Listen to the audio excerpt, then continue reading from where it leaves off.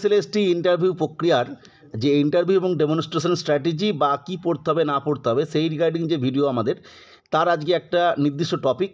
নবম থেকে দ্বাদশ শ্রেণীর যে সিলেবাস, অর্থাৎ পাঠ্য সিলেবাস যেটা বা বই যেগুলো আছে, নির্দিষ্ট বই যেগুলো কিছু সরকারি থেকে দেওয়া হয় সরাসরি ফ্রিতে, কিছু কিনতে হয় নির্দিষ্ট ক্লাসের যে মানে বিদ্যালয়ের নির্দিষ্ট রুল অনুযায়ী, সেই সিলেবাস বা বইগুলো পড়া কতটা জরুরি এবং এইখান থেকে কী ধরনের প্রশ্ন করে, যেটা আপার প্রাইমারিতে বা পূর্বের এসএলএসটি ইন্টারভিউ প্রক্রিয়ায় করতে দেখা গিয়েছিল, সেই নিয়ে আমরা ডিটেলসে আলোচনা করব।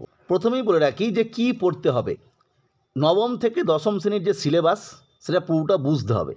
এ প্রসঙ্গে বলে রাখি, বাংলা বা ইংরাজির ক্ষেত্রে তোমরা নিশ্চয়ই যখন পড়াশোনা করেছিলে, মানে রিটেন এক্সাম দিয়েছিলে, সে সময় যে সমস্ত পোয়েম, প্রোজ বা পদ্য বা কবিতাগুলো ছিল সেগুলো তো পড়েছই।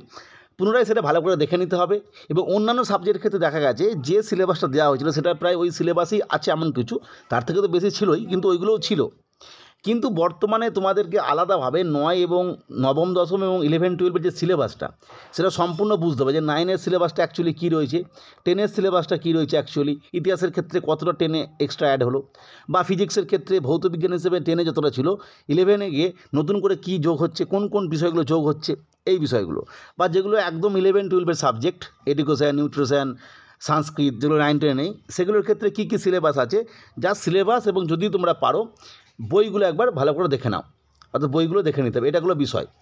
এখান থেকে কী কী প্রশ্ন করে বা কী কী প্রশ্ন আসে, প্রথমেই যেটা বলে 1 নম্বর প্রশ্ন, যে আপনি ধরুন দশম শ্রেণীর 9-10-এর ক্ষেত্রে বাংলা পড়াবেন, তাহলে আপনাকে কোন কোন টপিক পড়াতে হবে কি জানেন, এরকম প্রশ্ন করে। বা আপনার নবম শ্রেণীর সিলেবাসটা জানা আছে, মানে নির্দিষ্ট সাবজেক্টের, এটা হতে পারে বেঙ্গলি, এটা হতে পারে ম্যাথ, এটা হতে পারে ভৌতবিজ্ঞান বা লাইফ সায়েন্স, এই বিষয়ের ক্ষেত্রে। এটা 11-12-এর ক্ষেত্রেও একই ব্যাপার, যে আপনাকে কোন কোন টপিক পড়াতে হবে বা কোন কোন সিলেবাসটা পড়াতে হবে আপনি জানেন ওই নির্দিষ্ট ক্লাসের। এক্ষেত্রে বলে রাখা ভালো, 11-12-এর ক্ষেত্রে যেহেতু সেমিস্টার সিস্টেম এসে গেছে, এখানে কিন্তু সেমিস্টার ওয়াইজ কী সিলেবাস সেটা দেখার দরকার নেই, মোটামুটি 11-এর টোটাল সিলেবাসটা আর 12-এর টোটাল সিলেবাসটা দেখে রাখবে।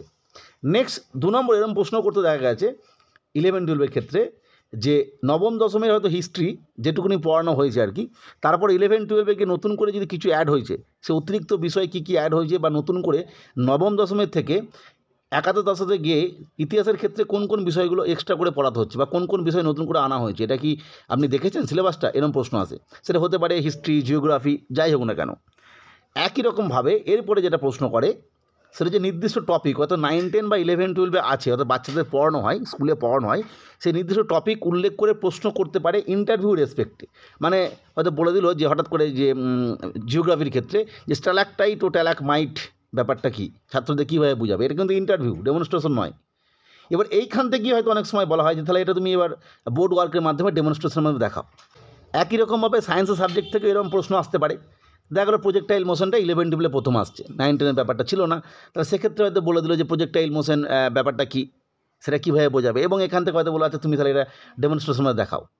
বা এই ধরনের বিষয়ে প্রশ্ন নাও করে ডাইরেক্ট বলতে পারে যে তুমি এই বিষয়টা কীভাবে বাচ্চাদের শেখাবে, যে হিমালয়ের ক্ষয়কার্য বিষয়টা প্রথম বাচ্চাদের কীভাবে ইন্ট্রোডিউস করবে জিওগ্রাফির ক্ষেত্রে, বা বাংলার ক্ষেত্রে কোনো একটা বিষয় উল্লেখ করে দিল যে এই যে পদ্যটা রয়েছে এটা কীভাবে ব্যাখ্যা করবে, যে কোনো বিষয়, ম্যাথের ক্ষেত্রেও সেটা হতে পারে।